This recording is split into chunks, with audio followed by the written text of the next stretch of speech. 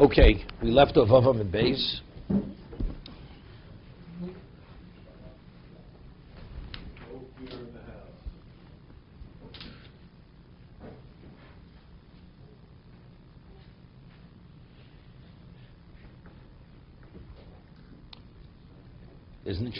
There's important Tosas over here.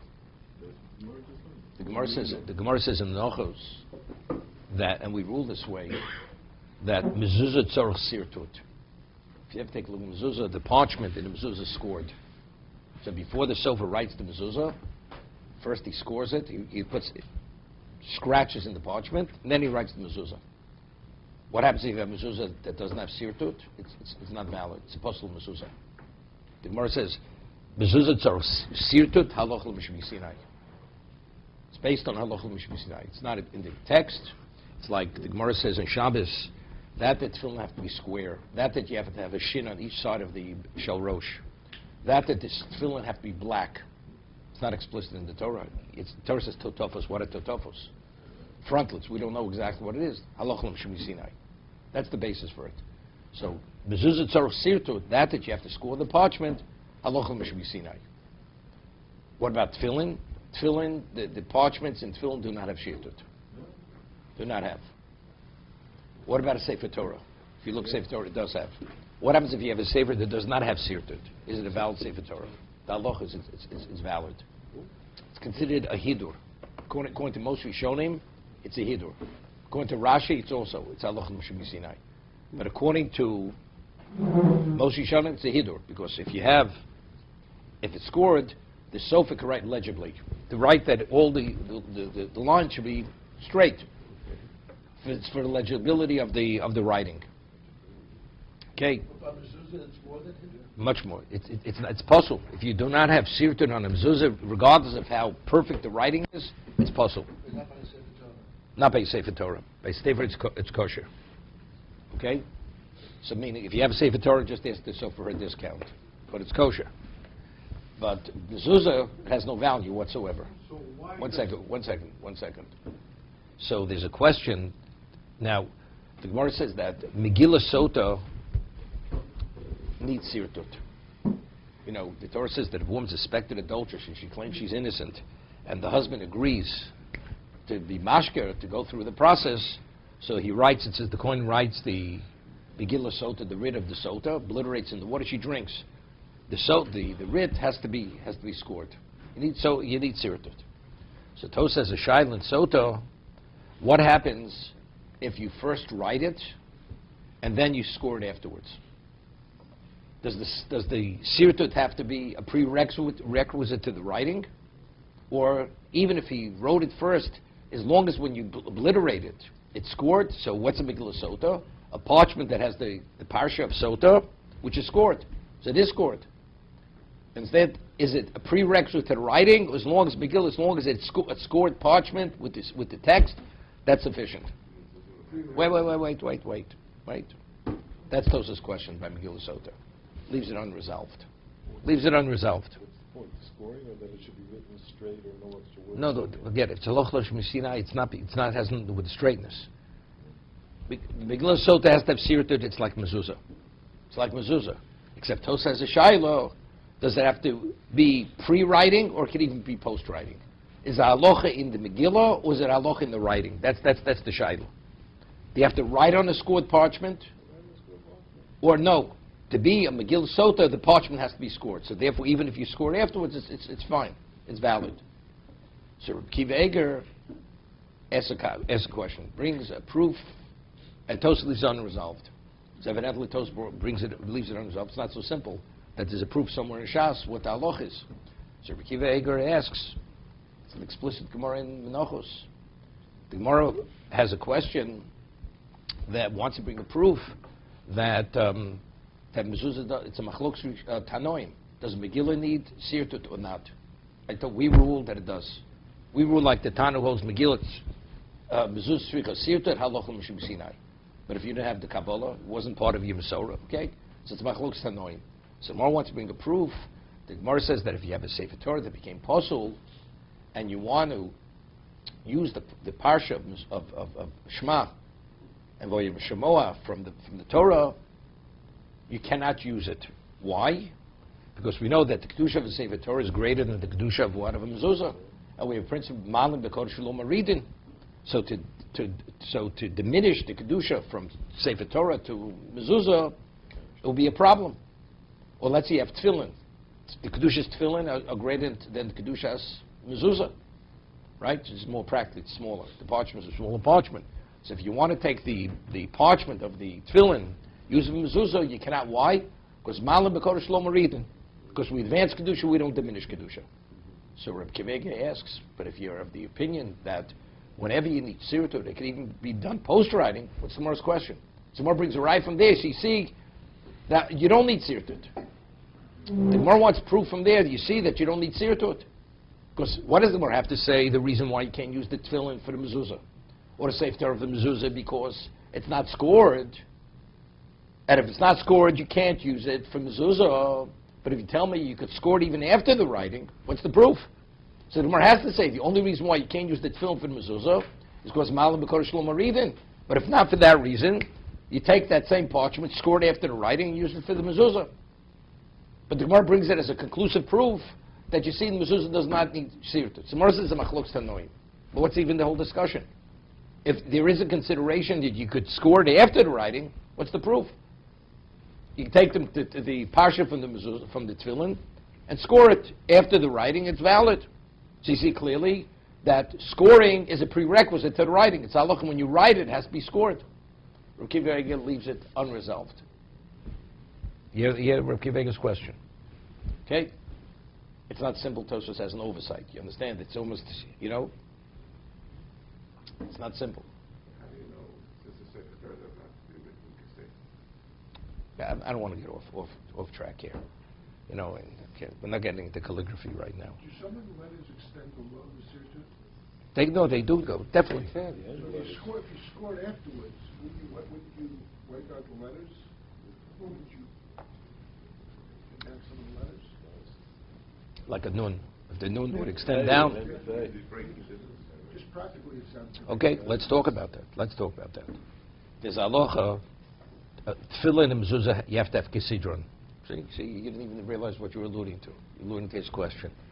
So the halacha is, let's say you have an aleph, and you have the leg of the aleph just has a crack in it. Okay? So it's possible. Is it still repairable? What's the halacha? When we get Hilchos Tefillin, we'll see. So you'd say, well, if it's possible, that means the lateral letters are kosher. So now it's like you're fixing the letter which preceded the lateral letter. Mm-hmm. Let's say you left out it should be possible. So the halacha is like this: as long as the letter retains its tzuras os, it looks like the letter. That's not a problem with kisidron. It's an aleph, except it has to be repaired. So you just touch it up, you fill in that little crack where it's separated. It's valid. What about if the whole leg would be missing?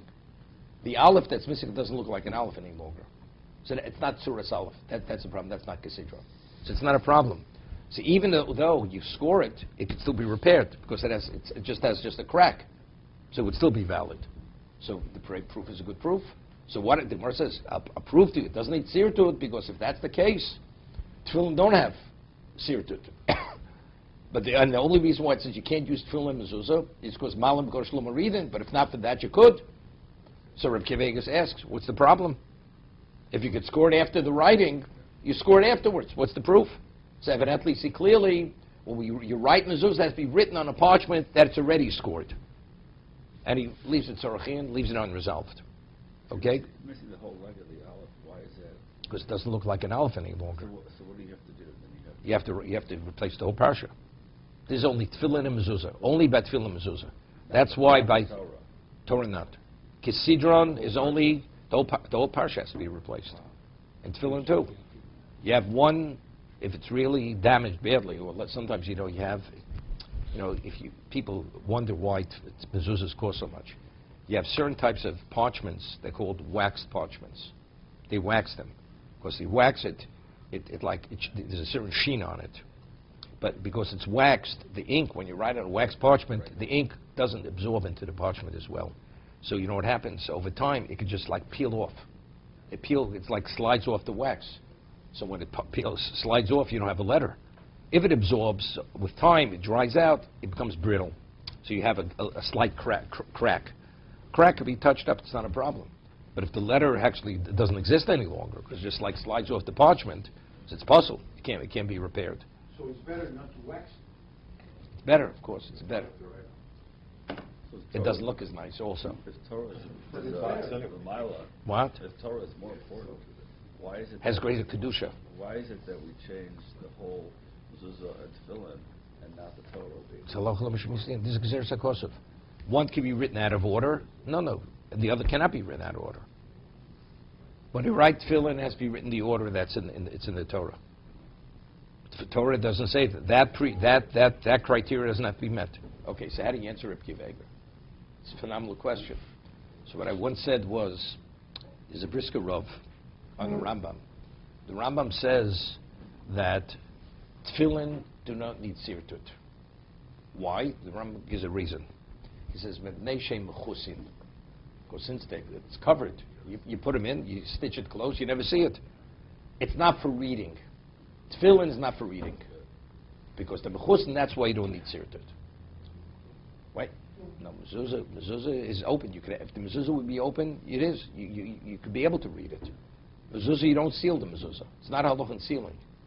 So the Brisker Rav explains the Rambam that the halacha of sirtut by mezuzah, it's halacha in Talmud Torah. The Torah wants, when you read Torah, if it's meant to be read, it has to be scored. So, wait. You want to hear? Okay.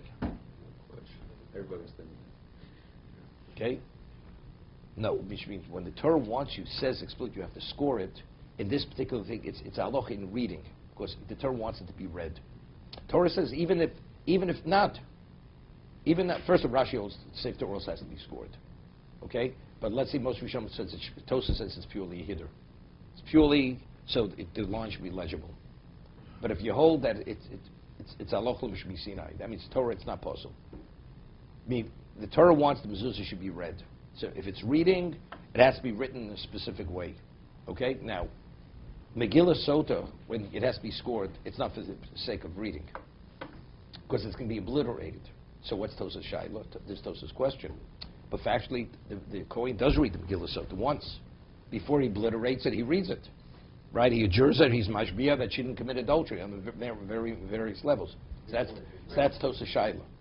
Something, when the Torah requires something to be scored, when it has to be, is it because it's an ongoing reading?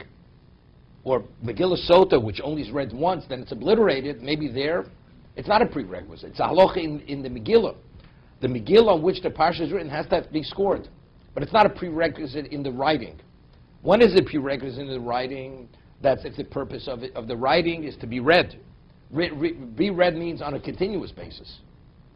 Megillah Sota is not on a continuous basis, because it's just a one time, then you obliterate it. Well, no. Even one time.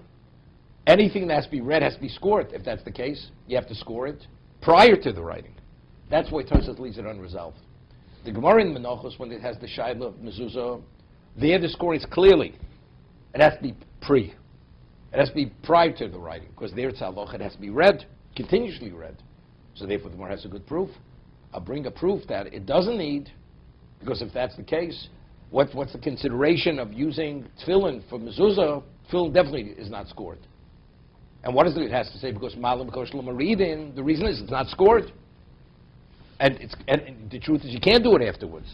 Because since it's halachan reading, whenever it's halachan reading, it has to be prior and not post. Therefore, it's posel.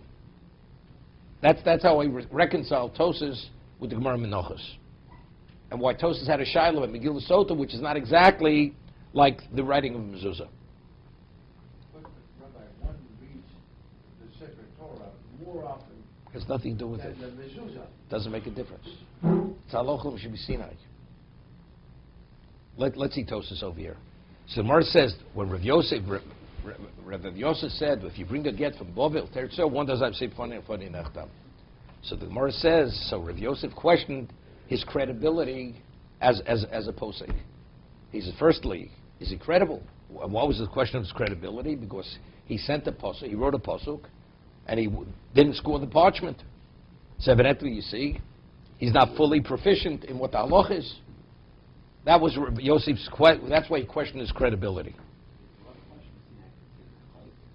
Definitely, it's a chol. It's because God white tefillin square. Could you figure it out? Okay, same thing. Halach Moshe Sinai. Now, so Tosafos says over here. So Rav Yitzchok says if you write 2 words of Tanakh, 2 words do not have to be scored. If 3 words, you do have to be scored. Then we quoted a brisa. It says 3 not, but 4 yes. So the shaila is, do you rule like Rav Yitzchok? Do you rule like the brisa? So here Tosafos says, Amar Rav Yitzchok shtayim kosvin, bag posek Rav Yitzchok, vava gav de polagam asniso. Rav Yitzchok is an Amora. Although he's arguing with the brisa, Tosefta, do you there hoyo she'ena ikar? Why? Because it wasn't really a credible Tosefta. Right? It's only the Toseftas that were learned by Reb Chia and Reb Oshia that considered credible. So the reason why Reb Yitzchak argued is because he held this wasn't a credible Tosefta. So even though the Tosefta says 3 you're permitted and 4 not, he says differently. Okay?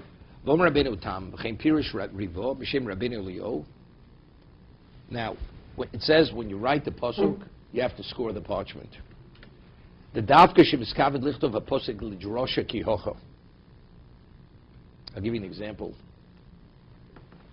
We hold la'alocha dvorim shebechsav yat Torah shem lomram bal peh. So mechaber, we say Kriya by heart. It's dvorim shebechsav, something of the written law. You're not permitted to say from memory. You have to read. Why, when you get an aliyah, why does the person get the aliyah? Why does he have to read it? Make sure to read it from the parchment itself, right? The aliyah, the one who gets the aliyah, you're supposed to read along with the balkori. Why? Right? Or the balkori. He has to, every word, if he lifts his eyes before he actually sees the word, even though he knows it from memory, it's not a valid reading. Because there's halacha dvarim shebechsav Torah shem la'peh. Since it's the written law, it has to be written from a text. It has to be read from a text. It's not from a text. It's not valid because he did something you're not permitted. The rice. It's based on psukim. It's a doraisa. The written law is that written text. Does that mean the raisa? Yeah, it's based on the pasuk. That's doraisa. Benching also, you're saying. Benching, the words are rabbinic. The words aren't Torah words. That's a doraisa. You fulfill a mitzvah doraisa, but the text is not a Torah text. Okay. Here we're talking when the text is a Torah or Tanakh, Torah Nevi'im Ksuvim have to be read from the text. That's Torah Shebechsav, Torah Shem La'peh. Okay? So, the person says a drasha, quotes psukim. This Tosafos in Gemara. So how do you quote psukim? Right? Everything you quote, you always read it off a card or from a text. Right? So why is it permitted? So Tosafos says in Gemara that the only time we say Torah Shebechsav, Torah Shem La'peh, that's only if it's speaking to be Yotzei a mitzvah. Let's say parshas Zohar. Parshas Zohar, you want to be Yotzei. That's being Yotzei a mitzvah. It has to be read from the text. But if you just want to say Zohar Shirasulucho Amalek from memory, just to speak about what is contained within the words, there's no prohibition. There's no prohibition whatsoever. 1 second. Okay? That's Tosafos. But Tosafos says we find Rav Yosef, a number of locations in Shas, he was blind. Rav Yosef, later in his life, he was blind. So we find that Rav Yosef was an expert in Targum. In Aramaic translation of Tanakh, he was the expert. So Tosafos says, why was he the expert? Because since Rav Yosef was Sinai, he quoted Kol HaTorah Kula. So how was he supposed to quote a pasuk? So whenever you quote a pasuk, he would always quote in the Aramaic. Because he was a darshan, he would say shurim. So to quote from memory, he wasn't permitted because it's dvarim shebechsav. You're not permitted to say from memory. So he went and he converted everything into Aramaic, and that's why he was the expert in Aramis, because he was blind. So you see that, according to that opinion of Tosafos, even it's not for the sake of Yotzei mitzvah, just to communicate information, you're not permitted to quote something of the written law. Okay? That's that position. The Mishmura says in Hilchos Kriya Shema that a person, it's better to what? even if you're a darshan, to read it from a text whenever you quote psukim, but since it's literally impossible because the person that quotes continues to various psukim, you can't quote every pasuk from the text. You have to quote Mary. There's sufficient Rishonim positions you can rely on. But if you could, let's say you're going to quote one pasuk, right? You should read it from the text rather than saying it from memory. That's what he says.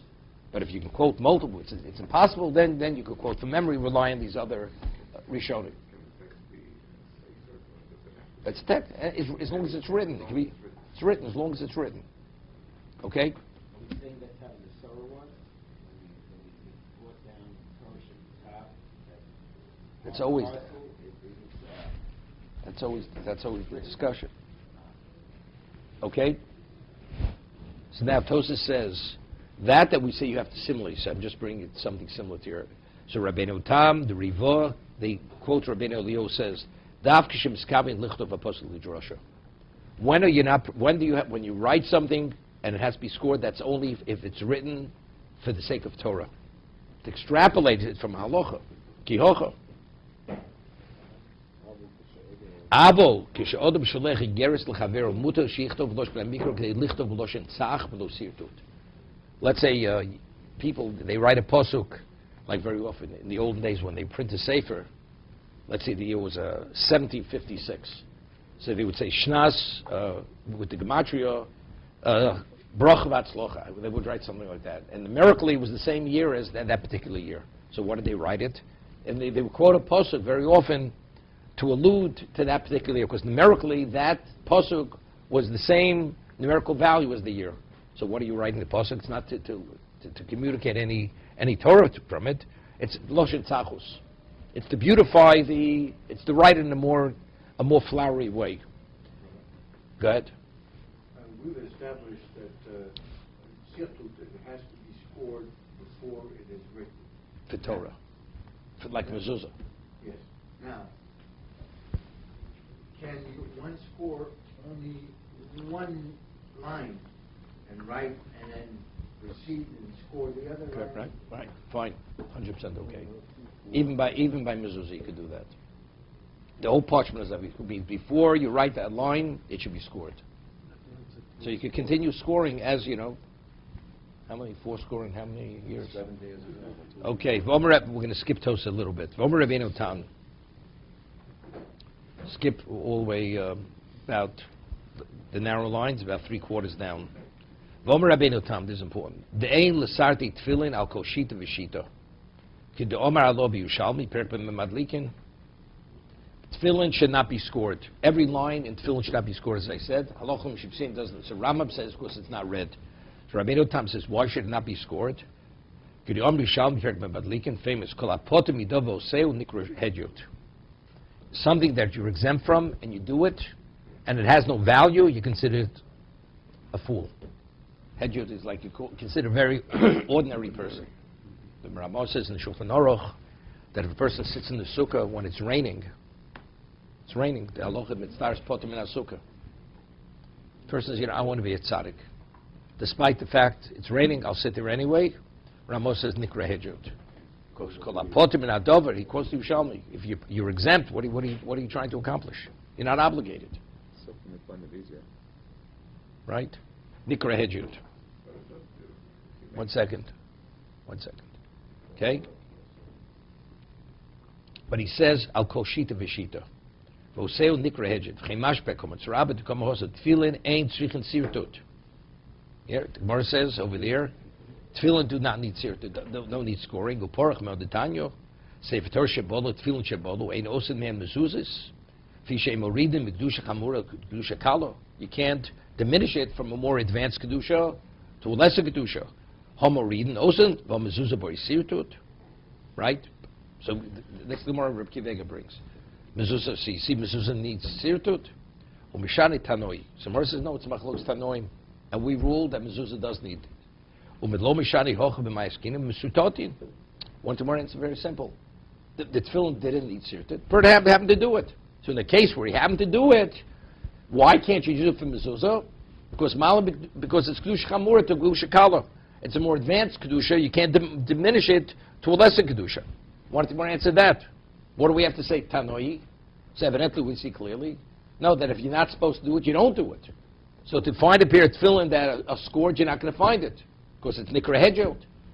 Mashma dein regin l'satit klal. Lo sefer Torah v'lo tefillin. Why? Hiding b'shem nikra hedjot. Because you're considered a fool. Just as a little bit of a digression, I said the Ramos says, why are you not permitted to sit in the sukkah if it's raining? Because if you do, you consider hedjot. Kol apotem ben adover v'oseu nikra hedjot.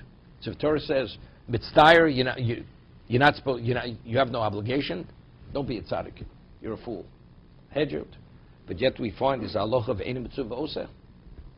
Right? A person is not obligated. A woman wants to say Kriya Shema. A woman wants to take the lulav. She's permitted. You understand? You want to be a fool? Forget about it. Kol apotem ben adover nikra hedjot. Right, Harvey, what do you say on that one?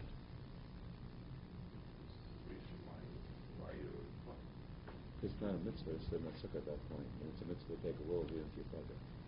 Yeah, there's a mitzvah because the man is obligated. That's the difference. Man is obligated. A man is obligated to say Kriya Shema. She has an exemption because mitzvah is not groma. But it has value, mitzvah value. The Torah says when it rains, when you start, it has no mitzvah value. So what's the point of sitting there? You're wasting your time. Therefore, you're a fool.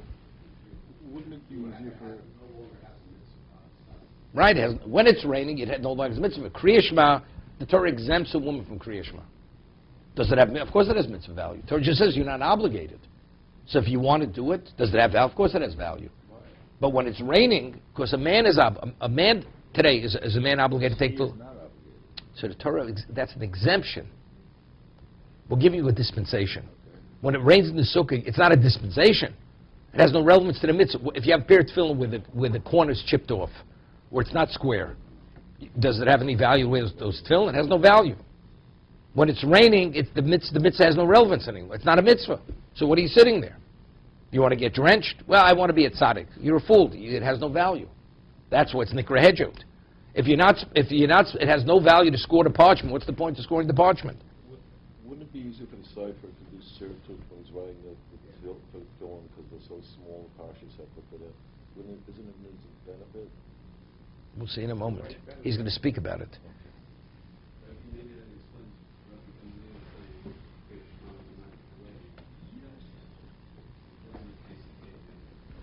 It's poshut. That's poshut. There, the whole discussion was: are you a balgaiva? Right? It says that they're not. No. That's also mitzvah potem in a mitzvah. Because there, it's a question of being distracted. There, you're being distracted. You understand? No, the Mishnah says, we're talking about a person who learns the Mishnayos before the first class starts. Okay, the Mishnah says in Brochus that a person the night of the wedding night, because and she's marrying a virgin, because he's preoccupied, his mind is preoccupied that he should be able to consummate the marriage, he cannot have sufficient kavanah to say Kriya Shema. And if you say it, you consider balgaiva. Who do you think you are? Despite that, whatever, I'll be able to have the kavanah. Rabbi was the nosi. Rabbi says he will not allow himself to be exempt from it. It's not Rabbi. Rabbi had the ability to have kavanah, and for Rabbi he wasn't considered a balgaiva. For him, it wasn't considered arrogance, because everybody understood who Rabbi was. But an ordinary person, even a Talmud Chacham, who's normally not able to have it, what are you displaying? You're displaying that you're better than most. Know something? Don't say the Kriya Shema. No. This Kriya Shema by the Kriya Shema that you're going to say. Let's say it's after it says Kohavim nighttime before you're going to consummate that night. Ma'ariv, the Kriya Shema Doraisa. Alamita is only the Gemara says to protect you from mazikin. The Kriya Shema Alamita. Unless I'm missing something, we study Gitten. Is there any discussion about sirtut for a get? No. But it's strange that there's no mention of a get in this. Because if you've read the Gemara only introduced this. The question is, Rabbi Yosef stated a halacha regarding get. So the question is he a credible person to accept his ruling? So we say because he missed it on something else, Therefore, Rabbi Yosef questioned his credibility. That's how we got involved with this sirtut. Sirtut is not our discussion here. That was an indication that he's not credible, because he did something which was wrong. You know? You see somebody going into a McDonald's, then he tells you, this is the way you're supposed to put on your tefillin. You wear it on your nose. Are you going to accept his position? Right? He went to McDonald's. What's his credibility? It says mitztayer. Mitztayer. If you're in a state of distress in the sukkah, So then why there's in no... why in the first night do we have to sit, even if it's ready? You want to learn sukkah now? Because there's a gzera shava to matzah. But still, if there's no... Okay. Separate discussion. And it's not so poshut. It's not so poshut. Going back to the get, I'm sorry, I'm insisting, but it's a document that's meant to be read. So why is it? It's not meant to be read. It's not meant to be read. It's not meant to be read. Not to be read. It has to have certain information. It's given that terminates the marriage. That's what it is. Does not. We have to read it to make sure that the information is right. It's not something that you're supposed to read. And the woman, when she receives it, isn't she supposed to read it? She has to make sure that the information is right. Let's say he gives her a bill, right? Yeah. So it's nothing. What is? So therefore she reads it. Again. Besides, it's not meant to be read anyway. Okay, so now Tosa says over here. Miu. Im eina sofa yochel lichtov yofer. What about if the sofa cannot write legibly? He's not kind of sofa. Below sirtut. He cannot write legibly unless he scores the parchment prior. Sorach lasarti do kol shita v'shita mishum zeh kelev anbeu. Right, that's it. Let's say you have a person that could write. You're stranded in some village, and you need to say for Torah, this man could write, but he's not a first-class sofer. But it'll take him time to put it together. But because he's not really, doesn't have the expertise and the experience, he can't write legibly unless you score the parchment. So, okay, for him you do it. That's Zekeh Levaveh. Otherwise, the end product is going to be disastrous. It's not a certain first class. What are you talking about? It says it's a brisa. Hasno b'fon of the mitzvahs. Talis no, Sefer Torah no, Lavla no. Zekeh Levaveh applies to every single mitzvah. Hitter, that's the whole concept of hitter mitzvah. That's Zekeh Levaveh. It's based on the first Zekeh Levaveh. We're not saying it's not kosher. We're talking the Sefer Torah. We're writing the Sefer Torah. Sefer Torah looks all sloppy. It's lacking in hitter. It's an object of mitzvah. Every mitzvah object should be beautiful. Should be enhanced. Okay? Now there's a Sefer called Oneg Yom Tif. Many years ago in Yeshiva, because they didn't have that many achronim studied.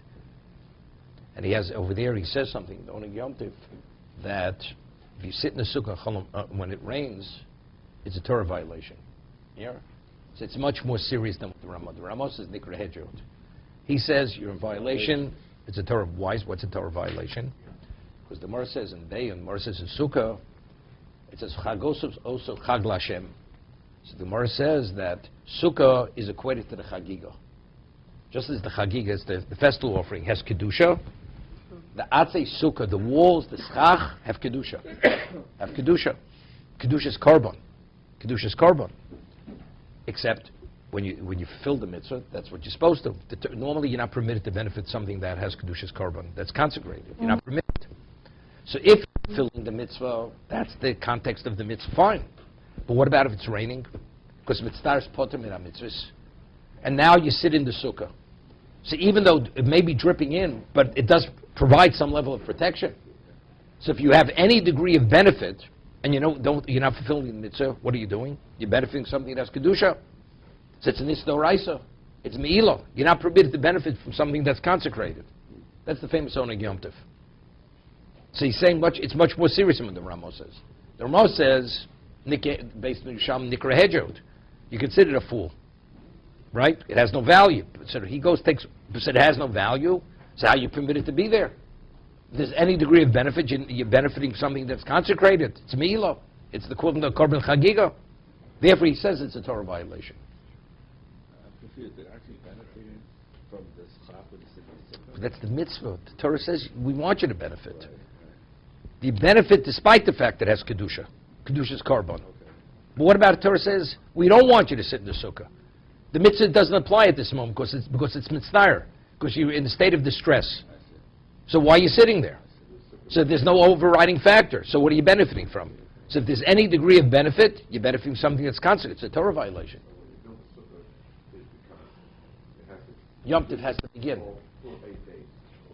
7 days. Right? Correct. Because otherwise, right after Shmini Atzeres, there's no problem. This is the famous question. The famous question. This is of the Kochim Jews, the guys who study Menachos and Zvochim. This is for Howard and David. Okay, so there's a famous question asked by the Rashba. The Gemara says in Nedorim that if a person consecrates something, an animal, for 30 days, he says it should be an olah for 30 days. What happens after 30 days? It's considered consecrated forever. It's called Kedusha L'Pocha Birdi. Once the Kedusha attaches itself, it remains forever. So the Rashba asks, so what's the status of the wood of the sukkah and the schach after sukkah is over? It becomes ordinary. Right? It's called Tashmishay Mitzvah. It was used for mitzvah one time. It's like tzitzis. And the halachas, you could use it for other things, as long as it's respectful. But if during sukkahs it has Kedushas Chagiga, which is Kedushas Korban, why do we say Kedusha L'Pocha Birdi? That's the Rashba's question. The Kedusha remains, it should remain on it forever. How is the Kedusha revoked? Similar to the case. He doesn't answer it. Leaves it unanswered, the Rashba. So Rav Zechariah Brocha used to say, there's a difference. The question is, why the Rashba didn't answer this question? Answer it as he answered it. What's the halacha? Over there, when you consecrate an animal for 30 days as an olah, factually, it's qualified to be an olah even beyond 30 days. So because it has relevance to be a korban beyond that time, so the kedusha just remains. What about the animal after 30 days would somehow be destroyed? You destroy the animal. Not mumma would still have the kedusha. Let's say it would be totally incinerated, right? There's the kedusha. There's nothing for the kedusha to continue on. After sukkahs, it's not called sukkah. The Torah says atzei sukkah. If the wood that's called atzei sukkah has kedusha. What is this wood? What is this material called afterwards? It's not called atzei sukkah. It's something else. It has no relevance to be classified as korban. During Yom Tov, it's called korban. If it qualifies to be a korban, the kedusha continues. So why didn't the Rashba answer this? So the only reason is because next year it's going to be again. Of course, it's going to be reinstated next year. See, if it would end now and never again you're going to have a sukkah, so then you're right. The Rashba would be agreeable. But here, since it's going to reoccur next year, so the animal hasn't gone out of existence. So if that's the case, the kedusha should remain. So that's the basis for the Rashba's question. He doesn't answer the question. He doesn't. The Rashba doesn't answer it. Or you're assuming